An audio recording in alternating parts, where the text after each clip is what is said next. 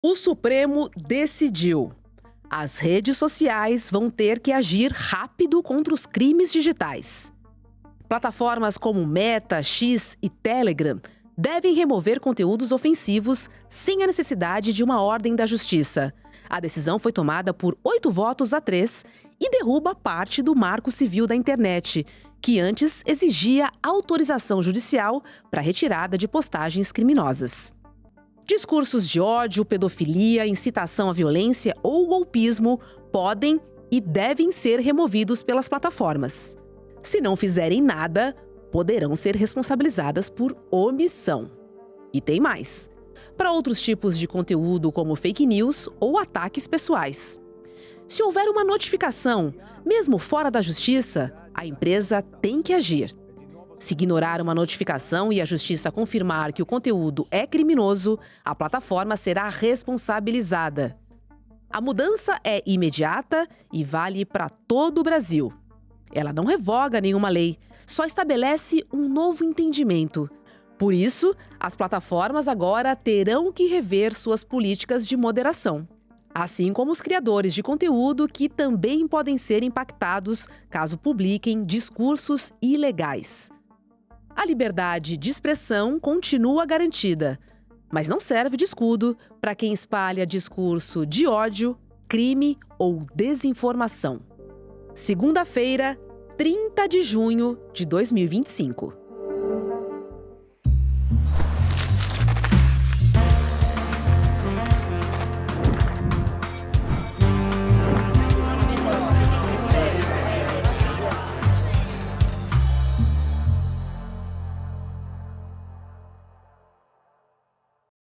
Olá, seja muito bem-vindo, seja bem-vinda.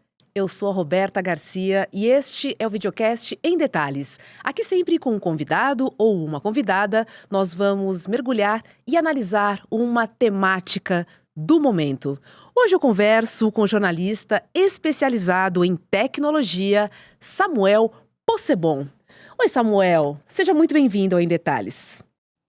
Tudo bem, Roberta? Um prazer estar aqui com vocês. Samuel, o STF decidiu por 8 votos a 3 que as Big Techs podem ser responsabilizadas por conteúdos ilegais de terceiros. Na prática, o que muda para as plataformas como Meta, X e Telegram a partir dessa decisão, hein? Muda muita coisa. E agora, a partir de agora, a gente tem uma outra dimensão de tratamento dessas plataformas de internet, especialmente das redes sociais, que é uma dimensão muito parecida com a que se dá para qualquer veículo de comunicação social, ou seja, elas passam a ter que assumir uma responsabilidade de cuidado com a informação que está sendo divulgada, muito parecida com qualquer veículo de imprensa, com qualquer emissora de rádio e televisão. Elas passam a ter responsabilidade sobre aquilo que está sendo colocado dentro de determinados parâmetros. Então, assim, é a mudança mais significativa que a gente já viu e praticamente o que a gente vai ver daqui para frente é esse tipo de cuidado que vai ter que ser tomado pelas plataformas com relação aos conteúdos que estão sendo veiculados. E a gente viu também que o julgamento acaba derrubando aí parte do artigo 19 do Marco Civil. Qual é o impacto dessa nova interpretação, hein, sobre a ideia de neutralidade da rede e também de plataforma como intermediária? Vamos lá, o artigo 19 é um dos dispositivos do Marco Civil da Internet que tinha como propósito salvaguardar as empresas de internet ou as plataformas de internet de responsabilidade sobre aquilo que era veiculado. Então, basicamente, o que ele dizia era: você não tem responsabilidade sobre o que está sendo veiculado aqui, a não ser que haja uma ordem judicial que diga: olha, você precisa remover esse conteúdo comete algum crime ou esse conteúdo tem alguma ilegalidade que você precisa remover. Havia uma única exceção ali colocada, que era a questão com relação a direito autoral. Então, assim, conteúdos que estavam sob a égide da propriedade intelectual, esses sim precisariam ser removidos sem a ordem judicial, tinha um processo para remoção desses conteúdos. E um outro artigo do Marco Civil da Internet, que era o artigo 21, que continua valendo, Esse aí salvaguardava a responsabilidade das plataformas no caso de conteúdos que pudessem expor, né, a intimidade de uma pessoa, né? Então, eram as únicas exceções. Fora isso, qualquer coisa que fosse postada numa rede social, numa plataforma de internet, a empresa responsável por aquela plataforma não tinha nenhum tipo de responsabilidade. O que mudou foi justamente isso. O Supremo entendeu que o artigo 19 ele é inconstitucional no sentido de que ele não pode dar essa salvaguarda em qualquer circunstância. Essa salvaguarda que foi colocada ali, ela é uma salvaguarda inconstitucional quando você está se referindo a determinados tipos de crime. Então, a partir disso, o Supremo constrói agora um entendimento de que em determinadas categorias de crime, as empresas de internet, as plataformas de internet precisam ter o dever de cuidado, o que significa que elas proativamente têm que olhar aquele tipo de conteúdo que está sendo colocado e removê-lo caso haja ali um cometimento de crime. Então, isso dá um poder para elas também, porque elas passam a ter, de alguma maneira, esse poder de polícia, né, de fiscais, mas dá uma responsabilidade também, porque se elas não fizerem aquilo, elas vão passar a cometer crimes. A única exceção que fica salvaguardada é a questão dos crimes contra a honra, porque como são crimes que requerem um julgamento subjetivo, né, e aí, nesse caso, elas continuam tendo a proteção da redação original, vamos dizer assim, do artigo 19. Então, nesses casos, elas só precisam agir se houver uma determinação judicial. Então, isso muda tudo, muda completamente o jogo e a responsabilidade que as empresas de internet passam a ter daqui para frente. Você falou em remoção de conteúdo, né? E a gente entende que o STF determinou que conteúdos como pedofilia, incitação ao suicídio, ódio, terrorismo e também mensagens antidemocráticas, elas devem ser removidas. Agora, do ponto de vista técnico, as plataformas têm estrutura para isso hoje? Então, tem dois aspectos bem interessantes aí nessa decisão do Supremo, uma positiva e negativa. A positiva é que o Supremo coloca para elas a responsabilidade de criarem, né, os mecanismos para isso, inclusive determinando que elas atuem de maneira autorregulada, ou seja, elas vão ter que, entre elas, né, combinar um código de ética, combinar um código de parâmetros que elas vão ter que seguir, muito parecido com o que as emissoras de TV, por exemplo, fazem na questão de publicidade. As emissoras de TV e as empresas de publicidade fazem na questão da publicidade, né? Você tem uma autorregulação ali pelo CONAR. Então, esse é um aspecto muito positivo. E elas têm a capacidade de fazer isso. Tanto que elas já fazem numa série de outras questões. Por exemplo, pedofilia já é uma questão que as plataformas hoje endereçam e elas têm os mecanismos, seja automatizados, seja inclusive com curadoria humana, de remoção desses conteúdos. A mesma coisa vale, por exemplo, para conteúdos com direito autoral, que ela já tem todos os mecanismos de verificação se existe propriedade intelectual atrás daquele conteúdo ou não. Então, elas já fazem tudo isso. O que muda agora para elas é que elas passam a ter não só a obrigação disso, mas a responsabilidade de fazer essas remoções, né? Queria falar um pouquinho sobre a mídia paga nas plataformas digitais, porque o STF mencionou que conteúdos impulsionados e por bots também são presumidos como de conhecimento da empresa. Você acha que isso abre caminho para um novo tipo de regulação, falando especificamente dos anúncios e também dos algoritmos? É interessante porque essa é uma área muito nova, né? Quando a gente está falando sobre impulsionamento de conteúdos, esse conceito do impulsionamento de conteúdos, ele surge justamente com a internet, né? As plataformas de redes sociais, as plataformas de busca trouxeram esse conceito para o mundo da comunicação, que até então você não tinha, você tinha compra de espaços de mídia, né? Então você comprava um espaço de mídia num determinado programa de televisão, num determinado programa de rádio, numa página de jornal. Essa foi uma mudança que a internet trouxe, que é muito significativa, e o que o entendimento do Supremo está construindo aí com esse acórdão é justamente que esse mecanismo de impulsionamento, ele também é uma decisão editorial, ele também representa uma intervenção da plataforma no conteúdo, e por isso mesmo tem que ser responsabilizado. Então, o que eles estão dizendo é, olha, se você tem um conteúdo, que é um conteúdo de natureza publicitária, conteúdo que foi pago por alguém, né? E que foi produzido por essa pessoa. Mas você, de alguma maneira, impulsionou esse conteúdo, você, através dos algoritmos, você fez com que aquele conteúdo chegasse a um público específico, previamente determinado pelo anunciante, fez com que aquele conteúdo tivesse um maior alcance, você interferiu editorialmente naquela mensagem, portanto, você também é responsável por ela, né? E esse entendimento é muito interessante porque traz uma dimensão que a gente até então não tinha. Quando a gente fala de comunicação social, as emissoras de TV, por exemplo, não têm responsabilidade sobre a publicidade que está sendo colocada lá, claro, a não ser que aquela publicidade seja uma publicidade criminosa. Você não pode permitir que uma mensagem de crime seja colocada numa emissora de TV ou numa emissora de rádio. Então, ela traz esse dimensionamento do papel editorial que as empresas de internet, as plataformas de internet, passam a ter também com relação à questão da publicidade que é colocada. E óbvio, né, aí se aplica a essa publicidade o mesmo entendimento do cometimento de crimes, das questões que não podem ser aceitas ou toleradas como liberdade de expressão. Entra racismo, entra mensagens de caráter xenófobo, misógino, enfim, né, todos os entendimentos aí daquilo que a legislação brasileira entende como crime e que você não pode praticar, mesmo que seja sob a bandeira da liberdade de expressão. E como é que fica a responsabilização para plataformas privadas de mensagens, tipo o WhatsApp ou até o Telegram fechado? Se aplica também para essas plataformas mais restritas, digamos assim?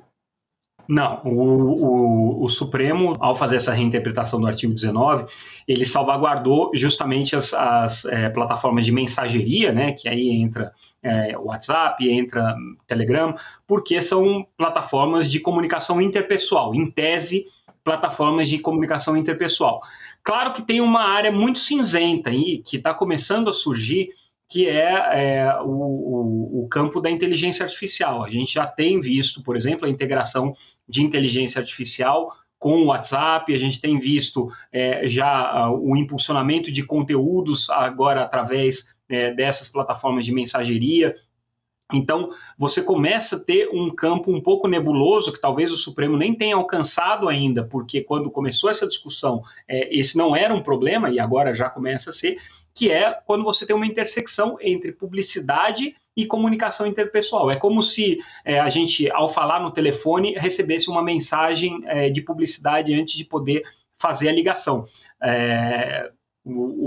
Nesse processo de comunicação, você introduziu um elemento a mais, que não é o elemento da comunicação interpessoal, é o elemento da comunicação publicitária, por exemplo.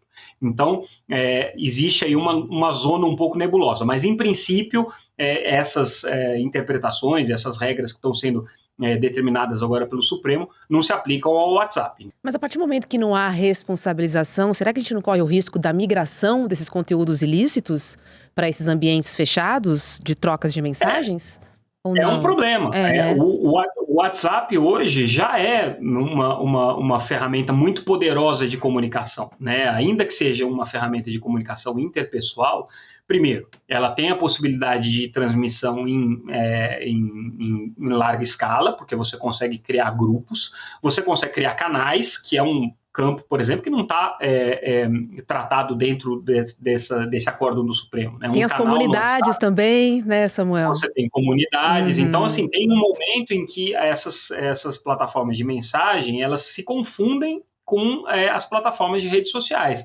Elas são mais, a gente poderia dizer que elas são diferentes, no sentido que você ali tem que autorizar o recebimento de uma determinada mensagem ou não, né? Você tem o poder de bloquear aquela mensagem se ela está chegando ou não para você.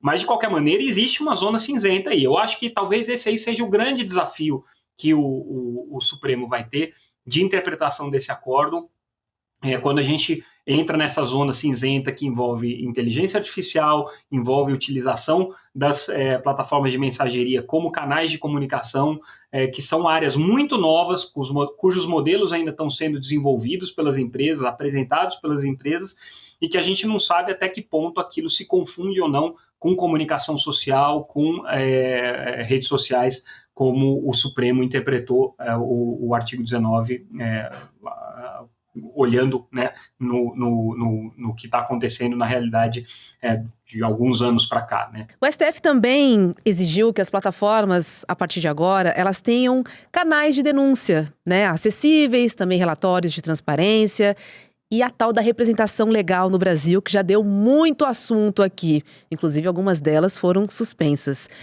Você acha que isso é uma realidade ou ainda uma lacuna, hein, entre as empresas? Aí a gente entra no problema de você não ter um regulador claro, né? Porque, bom, se você exige que tenha uma plataforma de rede social, né, ou qualquer plataforma de internet, tenha uma representação legal no Brasil, na prática você está dizendo assim, se você não tiver, você está ilegal, né? Só que a gente sabe que essa não é a realidade da internet, né? A gente acessa milhares de serviços que não existem no Brasil, né? Esses serviços existem nessa nuvem, né? Nessa rede, né, complexa que é a internet, em que os conteúdos podem estar em qualquer lugar, né? E você não tem jurisdição territorial sobre esse conteúdo. Então, o que o Supremo poderia fazer? A partir de uma denúncia, a partir de um problema concreto que tenha sido constatado, determinar o bloqueio àquele conteúdo, que é exatamente o que aconteceu, por exemplo, nos enfrentamentos entre o Supremo Tribunal Federal e a plataforma X do Elon Musk, ou entre o Supremo Tribunal Federal e a plataforma Rumble nos Estados Unidos, que estavam sendo utilizados para propagação de conteúdos considerados criminosos. O Supremo não conseguia chegar ao representante legal aqui no Brasil, não conseguia notificar e responsabilizar o representante legal no Brasil, porque eles deliberadamente optaram por não ter esse representante, e a solução encontrada pelo Supremo foi determinar o bloqueio do acesso a essa plataforma como um todo, né? Isso punindo não só quem estava cometendo crime, mas também punindo os demais usuários que não estavam cometendo crime nenhum, mas que eram usuários daquelas redes lá. É um problema, né? Se a gente tivesse um processo mais estruturado de regulação, com a necessidade de você ter um determinado número de assinantes para ser afetado por essa determinação, com a exigência de que só a partir de um determinado número de usuários você precisa ter uma representação legal no Brasil, ficaria muito mais fácil. O problema é que o Congresso, até hoje, se furtou a discutir essa regulamentação, não quis entrar nesse embate, e no momento em que o Congresso não legisla, você foi criando um vácuo entre a realidade legal que a gente tem, que é o Marco Civil da internet, e a realidade prática, que são os novos modelos da internet e todos os problemas que esses novos modelos estão trazendo.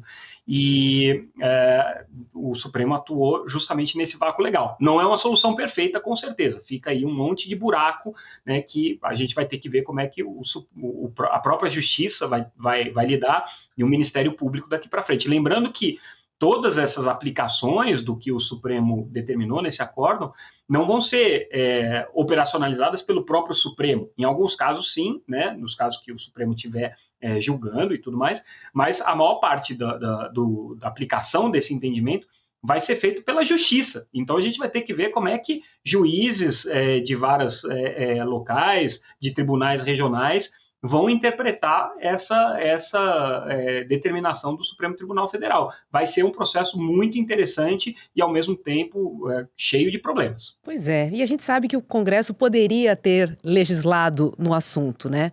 Mas foi colocado na gaveta. Foi para o Judiciário e o Supremo julgou.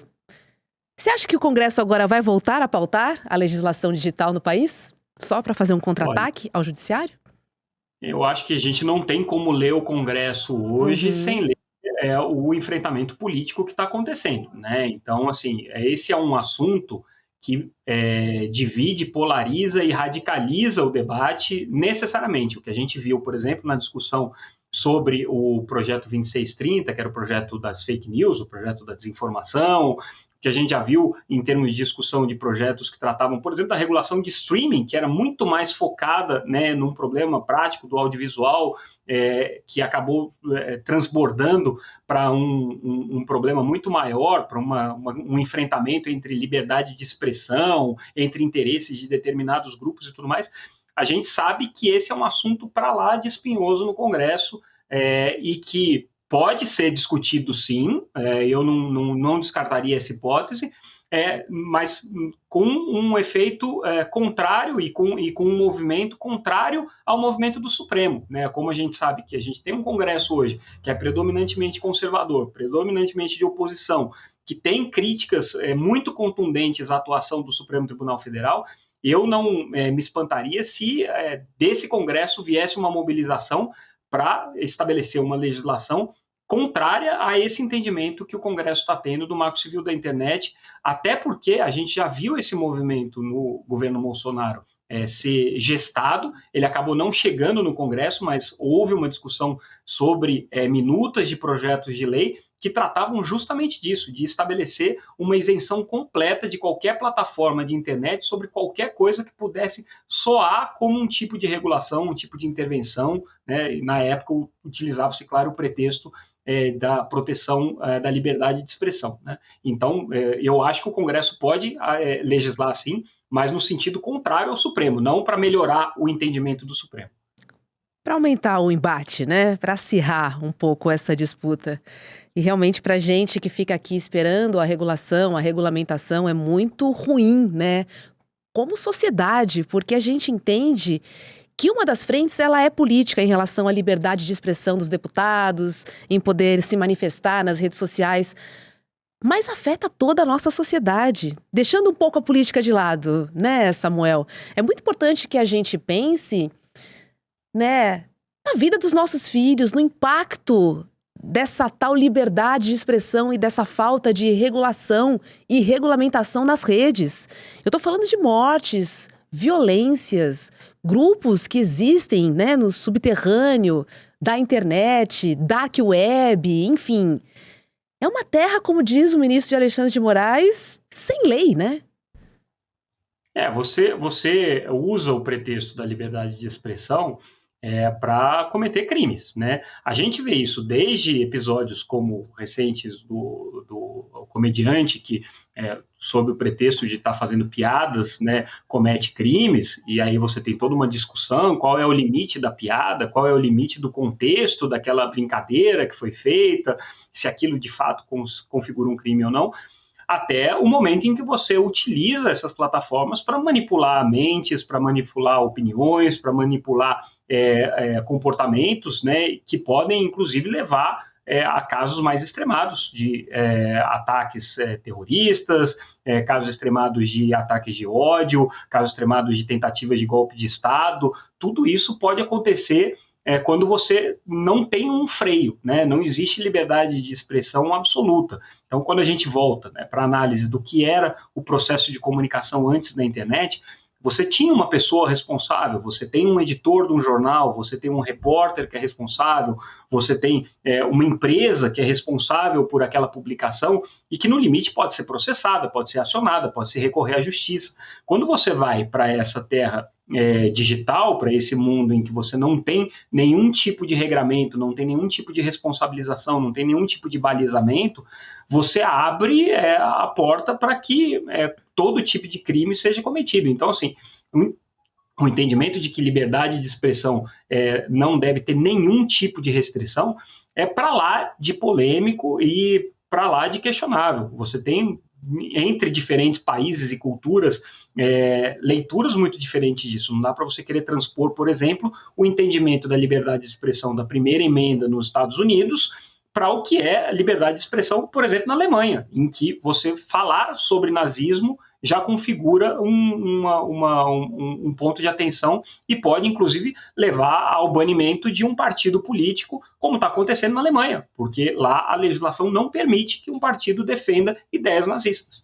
Então, é muito, muito complexo você falar de liberdade de expressão absoluta, tá? Isso depende de uma série de questões e, claro, como sociedade é inadmissível, né, que você tenha isso como o seu princípio balizador de toda a sua convivência, quando isso pode levar a prejuízos para a coletividade. Pois é, o fato é que Google e Meta já se manifestaram, né? E dizem estar preocupadas, vou voltar aqui, ó, com a liberdade de expressão, após a decisão do STF. Agora, você acha que elas tendem a endurecer o debate ou judicializar os casos como forma de resistência, Samuel? Eu acho que eles não vão judicializar. Eu acho que o movimento mais importante que elas tinham que fazer nessa questão, elas já fizeram, que foi a aproximação do governo Trump, tendo o governo Trump como a linha de frente, né, do debate nessas questões que dizem respeito à liberdade de expressão. O governo Trump já sinalizou que vai considerar qualquer tipo de atuação no sentido de limitar opiniões e manifestações na internet como um ato hostil aos interesses norte-americanos. Então, isso já traz um peso, né, para qualquer questão que seja colocada.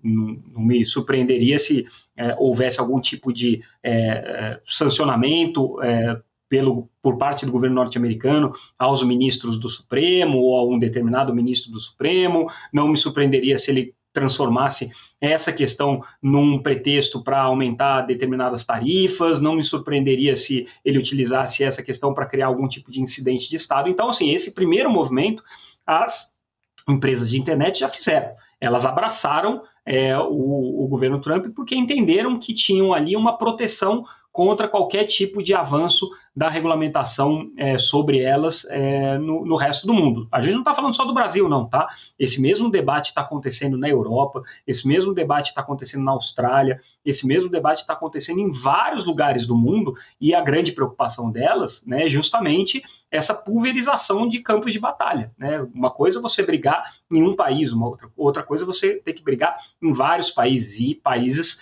né, que têm uma tradição muito mais dura do que o Brasil nessas questões, como o caso, por exemplo, de países da União Europeia, França, a Alemanha, né, que são países que têm uma postura muito mais contundente com relação às empresas de internet.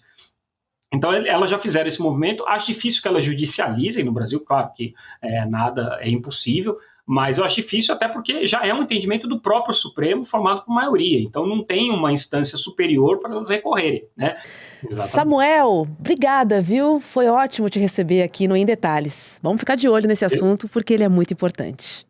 Não, a gente vai continuar olhando isso daí com lupa. Como eu disse, tem muito problema ainda para aparecer. Por enquanto, a gente está só no comecinho. Mas fico muito feliz aqui de ter podido contribuir e agradeço mais uma vez o convite aqui. Obrigada, Samuel. Olha, ontem nós tivemos a aula Investir é para Todos com Edu Moreira e a gente pode aprender sobre o poder do conhecimento. Porque no mundo que vivemos hoje, o conhecimento é a diferença entre um futuro confortável ou viver ansioso com as dificuldades financeiras que estão aí, sempre batendo a nossa porta. O Edu ensinou tudo o que você precisa saber para começar a investir e também como cuidar do seu patrimônio sem cair naquelas armadilhas, aquelas pegadinhas dos bancos. Essa foi uma aula aberta, né, do Investidor Mestre, a formação em educação financeira e investimentos criada pelo Edu e que já mudou a vida de mais de 70 mil pessoas. Para você que não conseguiu assistir, eu tenho uma notícia. Tem replay disponível, já está disponível para você que assistiu e quer rever, ou para você enviar aquele link para um amigo. Assista porque vai mudar a sua visão sobre o dinheiro e também abrir a sua cabeça para as novas possibilidades de cuidar bem de você e de quem você ama. No final da aula, você ainda descobre condições exclusivas para fazer parte da comunidade do Investidor Mestre. Então é o seguinte, garanta já o seu lugar para assistir o replay acessando emdetalhesicl.com.br, emdetalhesicl.com.br. É isso. O Em Detalhes de hoje fica por aqui. Para você que nos acompanha pelo YouTube, agora é hora de ICL, Mercado e Investimentos. E na sequência tem Rolê ICL. Tchau, tchau. Obrigada pela sua companhia e até logo mais. Fala, turma! É o seguinte, quer mais uma chance para assistir a nossa aula que fez o maior sucesso de educação financeira? Teve gente que perdeu por diversos motivos, né? Até por ter esquecido simplesmente e está querendo assistir. Então a gente vai liberar um link aqui para você poder assistir a aula e aproveitar tudo que ela trouxe de bom para as pessoas que estavam lá. Realmente, é 1 hora para mudar completamente a sua visão sobre o mundo das finanças e dos investimentos. E no final da aula também uma chance de você se juntar a mais de 70 mil pessoas que fazem parte da nossa comunidade, que todos os dias acompanham os mercados e tem toda essa nossa ajuda, esse nosso suporte para reequilibrar a sua vida financeira, tá bom? Boa aula para vocês! Você sabe qual é a diferença entre informação e conhecimento? Uma informação é um fato dado sobre algo ou alguém. O conhecimento é a capacidade de interpretar e analisar criticamente uma informação.